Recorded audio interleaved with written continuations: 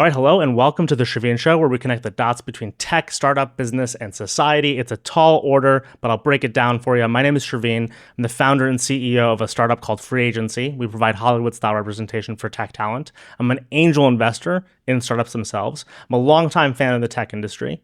I run 2 other podcasts and shows about the early stage of startups. And in general, I'm fascinated by how the world works, how to connect dots to help people, whether it's myself or friends, colleagues, people around the globe, how to move with more intention once you can connect the dots between disparate stories. And so on the Sherveen Show, you're going to see me talk to folks like startup founders, talk to subject matter experts, academics, experts in all fields about what's going on, the latest, again, in tech, startups, business, society at large.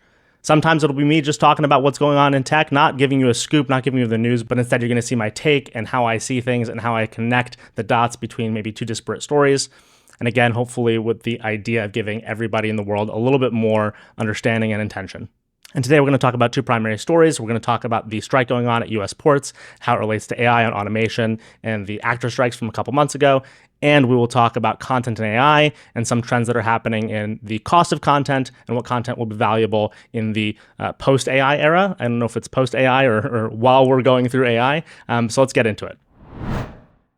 All right, and we're going to start by talking about the automation backlash that we are going through and an ever-increasing trend within our economy. At the East and Gulf Coast ports in the U.S., we have longshoremen who are essentially dock workers walking off the job because they have not come to an agreement with the port management group that kind of sets the policy and the agreements and standards with the unions, including on things like wages, royalties, and in particular, what I'm focused on here is automation. There are strict language requirements that the union is attempting to put in place against AI and automation. The whole idea of robotics making some of these ports work autonomously is something that these dock workers do not want to see happen.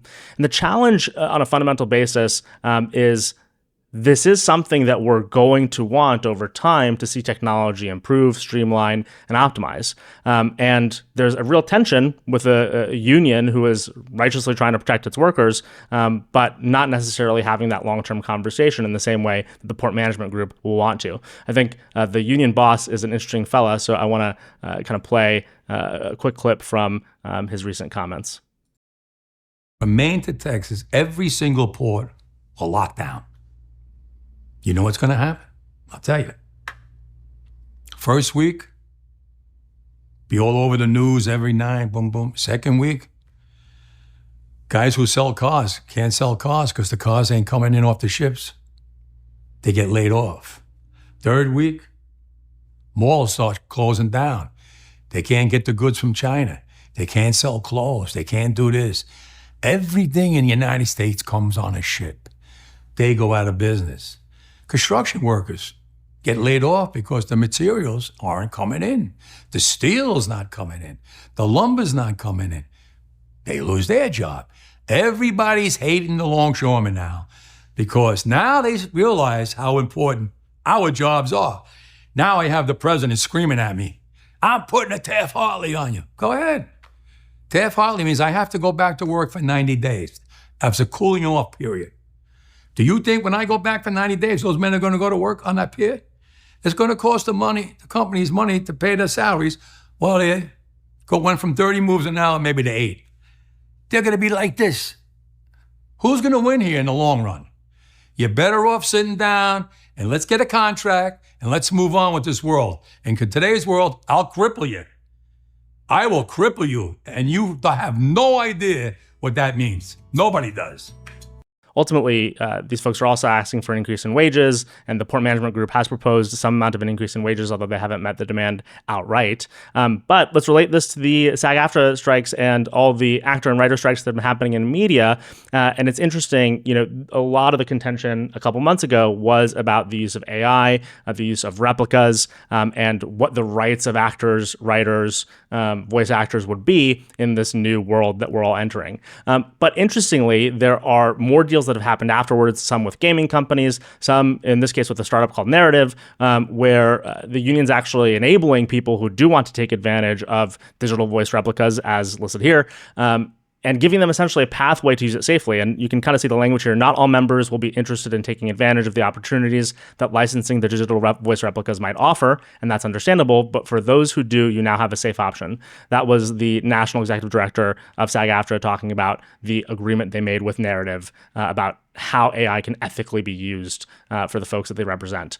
And so there's this real tension, this real conversation that needs to be had, enabling the future while protecting the present. And this is the whole concept of kind of an industrial revolution that might leave some people behind. And we don't want to have kind of this moment where a lot of people hurt for the future. And yet again, we have to have these harder conversations. Speaking of those harder conversations, I think with the dock workers, it's a little bit less of a popular potential outcome for the dock workers if they wind up walking off and impacting the cost of goods in the U.S. And so as the longshoremen kind of imply and impose their will upon the world, people might not be as friendly as they were to actors and folks in media who they saw as maybe being righteous and being creative and wanting to protect their creative rights. There might be slightly less resilience and camaraderie when we're talking about ports, which essentially means imports, which essentially means the cost of goods for consumers. We love our consumption. I'm going to relate this to something, kind of interesting. One of the other podcasts that you might be familiar with that I run is called The Feedback Loop, where we have startup founders pitch their business in a minute and get some feedback. And a lot of founders who are building AI co-pilots for product managers, designers, product marketing managers, different job functions within tech, they hesitate when they talk about how much they plan to automate the job that they're currently helping folks do. And so right now they might be providing a co-pilot that a product manager can use to do their job better. But the reality of their roadmap is tomorrow they want to replace that product manager and enable a company to operate with less product managers or with no product managers. And they'll even admit that there's some sort of hesitation they have around how to communicate about this. I think this has to be a conversation we're willing to have out loud. Because again, it's inevitable to stay competitive in a global economy, to stay competitive as individuals, as companies, as organizations and communities. We're going to embrace the upside of AI, but to do so requires having honest conversations about what's going to happen next, to not force people who are innovating to hide the truth of what's coming by essentially being aggressive towards them, right? Again, if someone's building something to replace product managers within the next 2 to 5 years, product managers should embrace, first of all, using the tools in the meantime, getting familiar and evolving with the job. Maybe product management actually survives and just looks different in about a year or two. But again, having that conversation out loud gives everyone a lot more agency and intention, both on the innovator side, but also on the quote unquote victim side of the equation. So again, I think that's interesting playing out here. I just want to point out, I found this startup a couple months ago that I thought was interesting called Created by Humans. Called itself an AI rights licensing platform for creators. So essentially almost saying, hey, I have works that I want to be rewarded for if it's used in the world of AI, rather than saying, don't use my work to train your models and to build your AI products. You can, but I want to be compensated when my work is licensed and used. And so they're enabling this more collaborative relationship, which I think is one of the models we're going to embrace here in short order to have a more collaborative future on this stuff. And it's interesting, if you scroll down their landing page, a piece of language that I thought was really smart on their part, that they say, are you an AI company that wants access to the highest quality, legally sound data?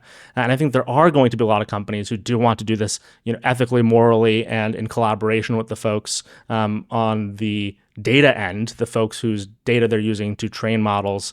And so companies like Created by Humans, I think, are going to do really well because they're helping people have this more honest and collaborative conversation. All right, next story up. I'm going to start it off with something that's only moderately interesting, which is DirecTV announced that it's buying Dish Network, essentially for $1, because there's billions of dollars of debt that they're taking on in return. But the whole concept, a lot of these platforms, cable networks, are essentially struggling in the streaming era and the digital era, especially as the streaming platforms have decided to actually bid on live TV content, on-demand content, sports, news, reality, the stuff that, the old model, the legacy model company in media was really good at producing and distributing. And now the digital companies are taking this away. I think it relates to something that I've been thinking about for a long time.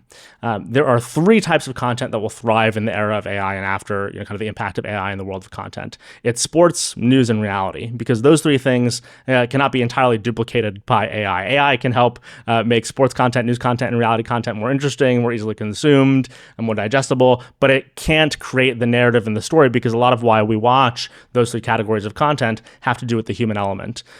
Versus what AI content will do really well at essentially consuming and cannibalizing, which is, let's say, fictional content as an example. So just a few stories that I think are related to this. A couple weeks ago, Reddit struck deals with the NFL, NBA, MLB on a content deal that essentially allows Reddit to post highlights, behind the scenes videos, Ask Me Anything sessions, essentially saying, hey, we want to be able to license and use this content on our platform. And in return, we're going to have advertisers advertise alongside this video content. We'll do a rev share with the leagues on the ad revenue we get on this content. And essentially, Reddit's saying, hey, we care about having the highest value user on our platform, so we want the highest value content. We think the advertisers will pay top dollar for the folks who are going to engage, and we can share some of that revenue with you. So the value of sports content is going to go up in this era, not down. And the same thing is going to happen, again, with news and reality, where it's the personalities or the stories that people will still be seeking, not in a cost-effective AI-driven manner, but instead in a high-quality manner related to the human stories and narratives that are behind it. Again, related, it's the old guard Warner Bros. Suing the NBA after Amazon won a major bid offering $1.8 billion a year for NBA game rights. And that was related to a $76 billion deal that the NBA signed with Disney, NBC, and Amazon.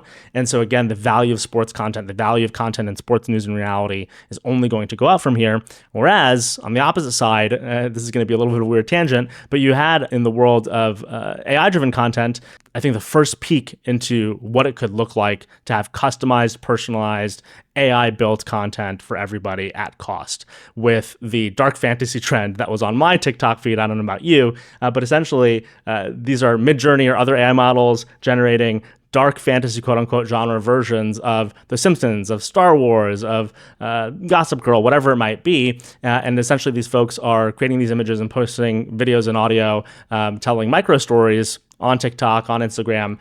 And it's the first proof point that the cost of, again, customized, high-quality fictional content is about to dramatically fall. And so in that world, the three buckets of content to pay attention to, sports, news, and reality, those folks are going to be ever more scarce and attractive. But on the fictional content side, we're going to see a lot more of a struggle for those folks to retain the value of producing this content, distributing this content, having rights to this content. All right, last call. I just want to make a quick recommendation. Every week I'll make recommendations as to what you should read, what you should watch. But today I want to talk about a startup that you should check out, agree.com, by my friend Marty Ringline. Marty's whole proposition here is not just e-signature for everyone, but the idea of more programmatic documents, turning contracts into artifacts that have related workflows, related understanding of the obligations of someone on the other side of a signature to not only execute on the obligations of the contract from a agreements perspective, but from a financial and payments perspective. So the contract doesn't just stop at the signature, but instead, again, usually contracts imply some sort of financial transaction afterward. Why not go beyond what HelloSign and DocuSign do and relate those two moments together? So shout out to Marty Ringline. He's got his first 1,000 users after launching Agree the other week, and I think you should check it out. So that's episode 1 of The Sherveen Show. Again, sometimes it'll be me talking to the camera. Sometimes it'll be me talking as I browse. Sometimes it'll be an interview with a founder, a subject matter expert, an academic. I hope to see you for episode 2. Please subscribe, like, smash the notification button on all the relevant platforms: YouTube, Spotify, Apple Podcasts, Amazon Music, Pocket Casts, your favorite podcast platform. See you next time.